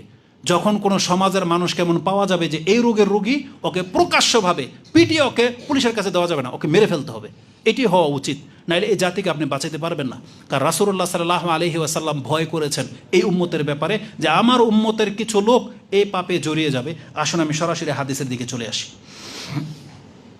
রাসূলুল্লাহ সাল্লাল্লাহু আলাইহি ওয়াসাল্লাম, আল্লাহ সুবহানাহু ওয়া তাআলা তিনি বলেন যে এই পাপে যারা জড়িয়ে যায়, বা লূত আলাইহিস সালামের কওম যে এই পাপে জড়িয়ে গিয়েছিল, এমন একটা আয়াত, এটা আপনি মানে কিভাবে নেবেন আমি তো নিতে পারতেছি না। আল্লাহ সুবহানাহু ওয়া তাআলা আমাদের নবী রাসূল সাল্লাল্লাহু আলাইহি ওয়াসাল্লামের কসম খেয়ে বলতেছেন, যে আল্লাহ বলতেছেন লা আমরুকা, আমি হে নবী আপনার সৃষ্টির কসম করে বলতেছি, আপনি যেটা সৃষ্টি, আমার সৃষ্টির মধ্যে সবচেয়ে মহৎ আপনি, আমি আপনার কসম করে বলতেছি, লা আমরুকা ইন্নাহুম লাফি সাকরাতিন ইন্নাহুম লাফি সাকরাতিহিম ইয়ামাহুন, তারা নেশার মতো হয়ে গিয়েছিল, যে পুরুষ পোলাদের পেছনে ওরা এইভাবে ঝুঁকে গিয়েছিল। আল্লাহ রাসূলের কসম করে বলতেছে, তার মানে আল্লাহ যতগুলো বিষয়ের কসম করেন সেগুলো কিন্তু সব দামি, মূল্যবান, গুরুত্বপূর্ণ।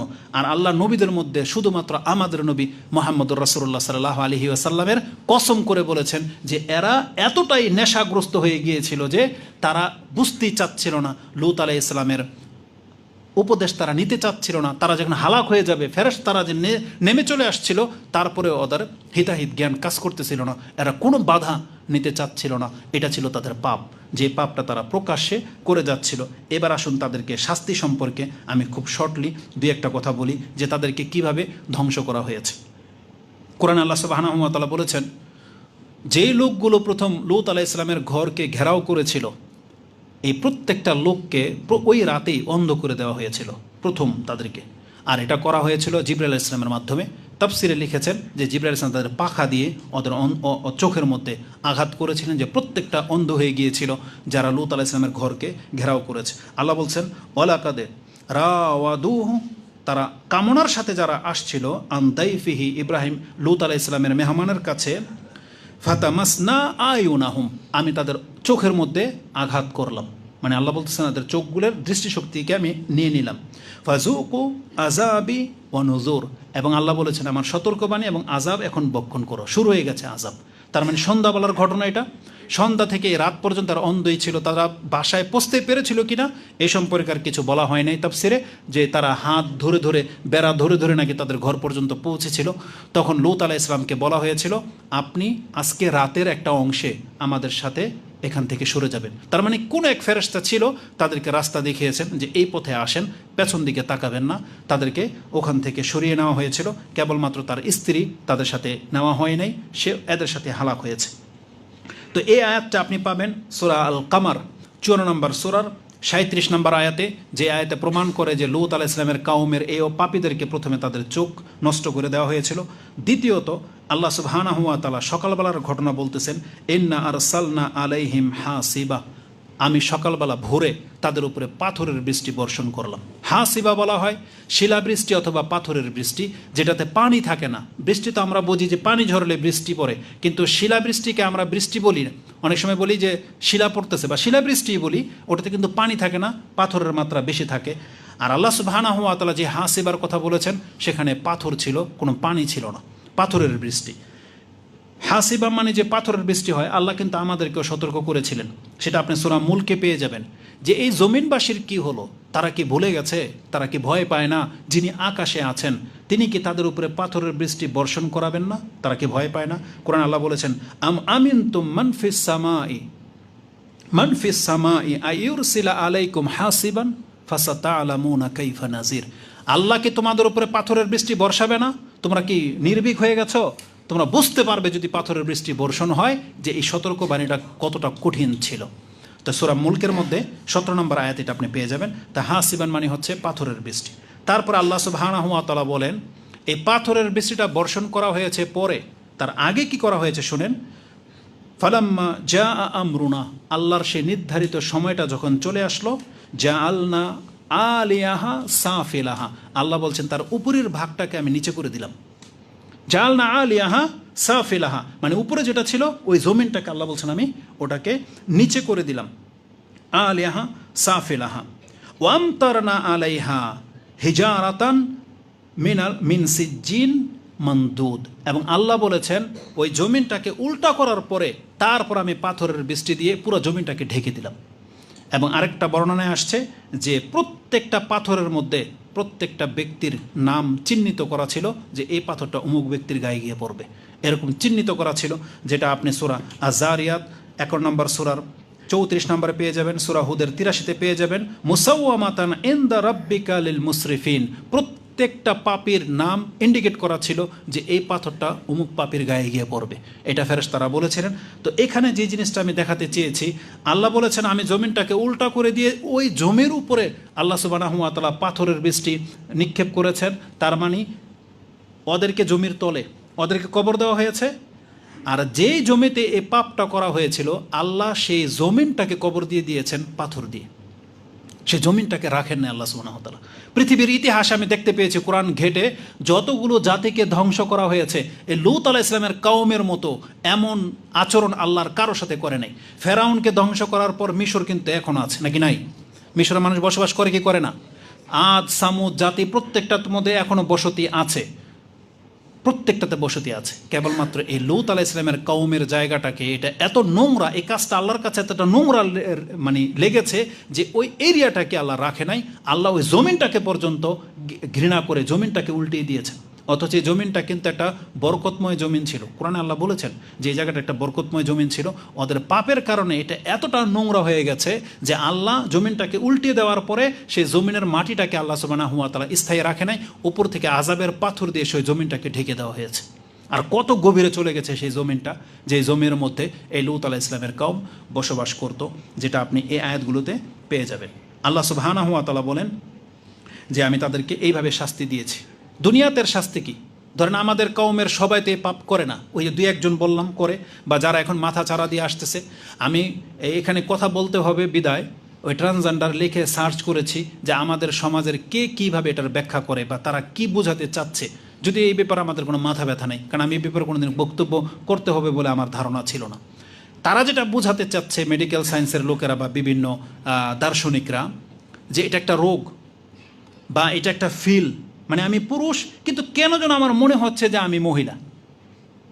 এই যে মানে থিওরিটা, এটা এতটা বাতি জঘন্য থিওরি, বরং সে বুঝতে পারেনি, তারা বুঝতে চাচ্ছে না যে এটা হয় কখন, যখন একটা মানুষ পাপে জড়িয়ে যায়, সে পাপের কারণে তার মধ্যে সেই চিন্তাটা চেঞ্জ হয়ে যায় পাপের কারণে।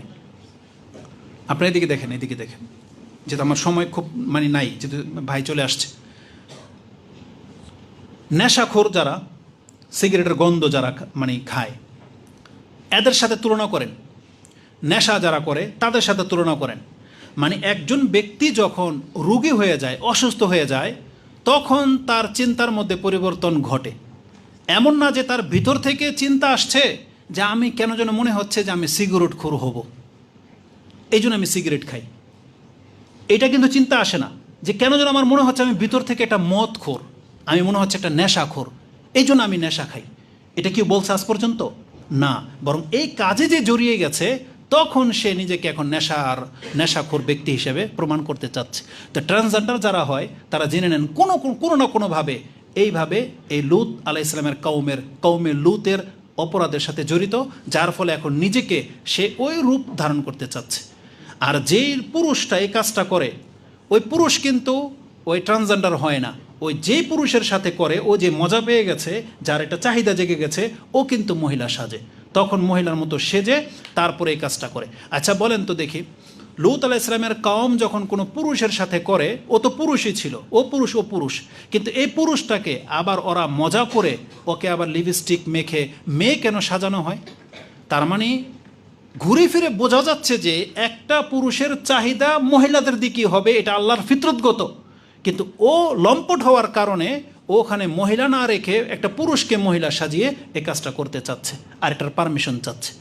না হলে তো এটা এতটা গর্হিত কাজ, আল্লাহ সুবহানাহু ওয়া তাআলা কি বলেছেন, এতটা রাগ আল্লাহ কোনো জাতির সাথে হয় নাই, সে জাতিটাকে সহ বললাম না, জমিনকে পর্যন্ত আল্লাহ কবর দিয়ে দিয়েছেন এই পাপের কারণে।